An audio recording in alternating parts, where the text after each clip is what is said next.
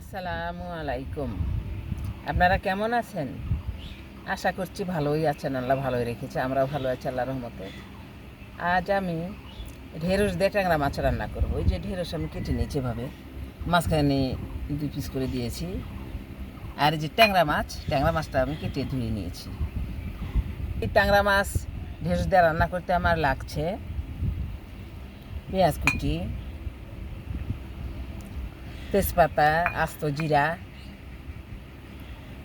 লবণ, আদা বাটা, জিরা বাটা, রসুন বাটা,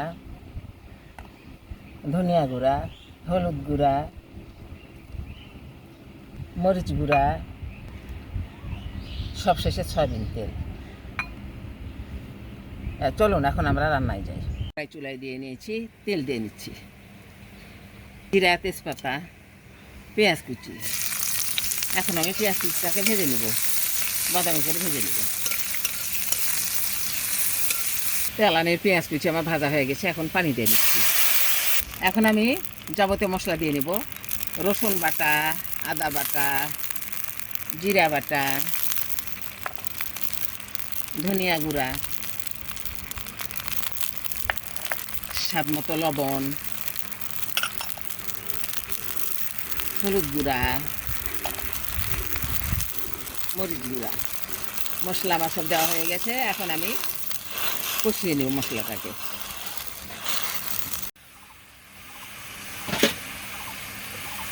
তেলানিটা আমার হয়ে গেছে, এখন আমি মাছ দিয়ে নিচ্ছি।